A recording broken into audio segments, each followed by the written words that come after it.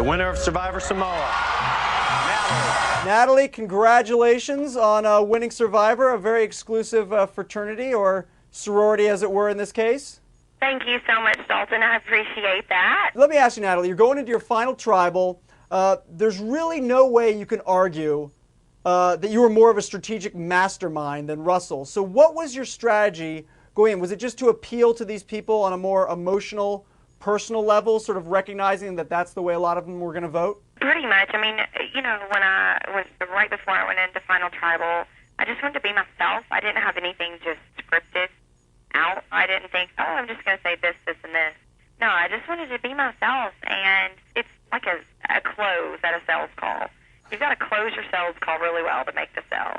And, you know, I felt like I'd gotten to know the jury members well enough. I'd made great social connections with the majority of them, and I felt like I had a pretty good idea maybe of their voting criteria, and so I was going to do my best to appeal to that. What did you make of Russell beforehand, sort of playing mind games, coaching you on your jury speeches back at camp? Oh my goodness.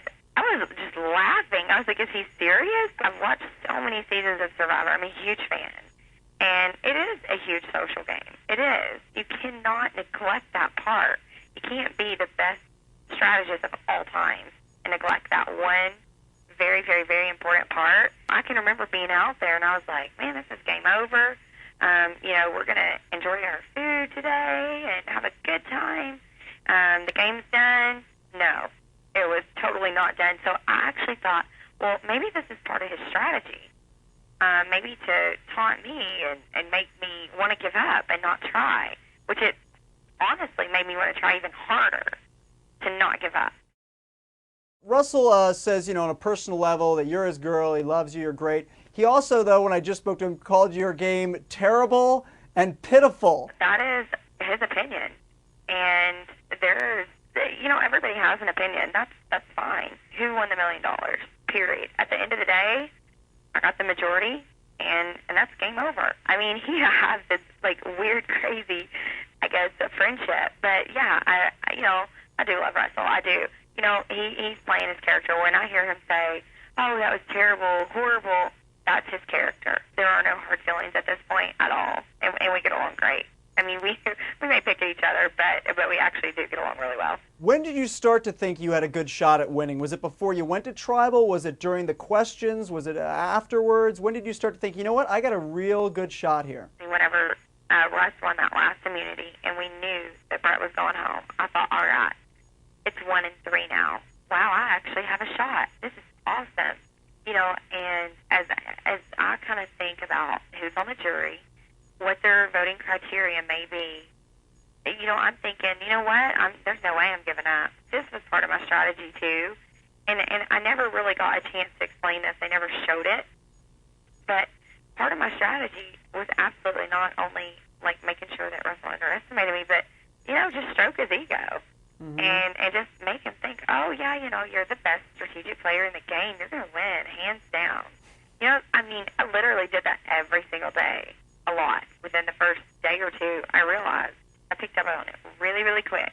You build his ego up, you're good to go. We saw Russell's strategy, basically. We've seen some players backstab people before and then come to tribal council and own it and say, you know, this is what I did and this is why you should vote for me. That's what he did. It clearly was something that was not going to work with this jury. Why do you think that did not work? What was it about Russell's gameplay that they just did not respond to?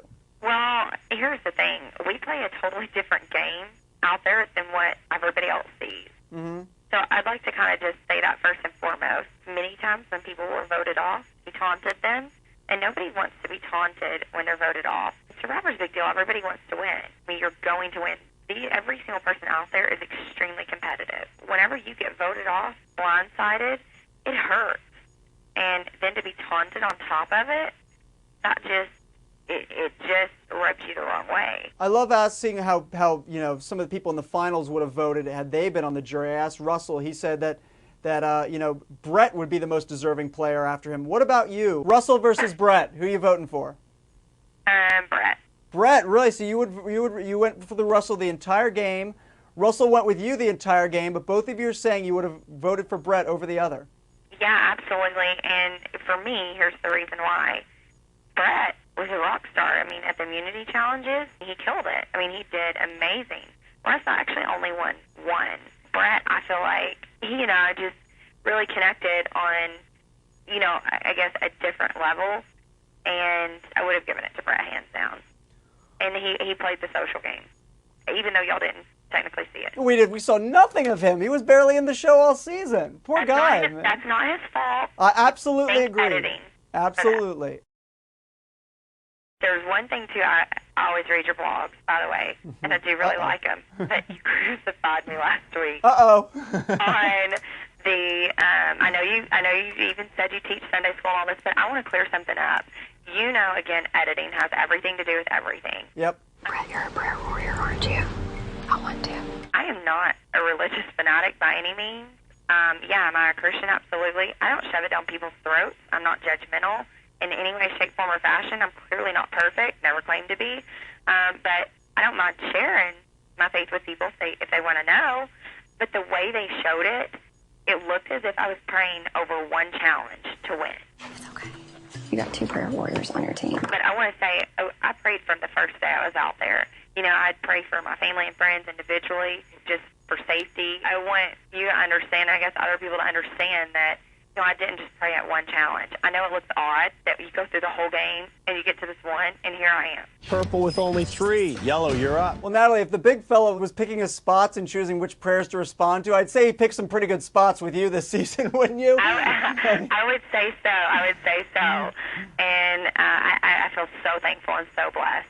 I really, really do. Natalie, I got to ask you about your feelings when Russell offers you that $10,000. I'm asking her to ask you to tell me that I'm the survivor. What do you even make of that on live television when that happens? Doubt it. I just wanted to laugh. I mean, I earned it.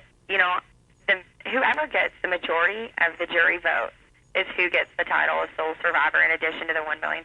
Period. Game over. End of story. I'm not giving that up. Like, seriously, for $10,000, I just won $1 million. I'm not doing $10,000. Seriously?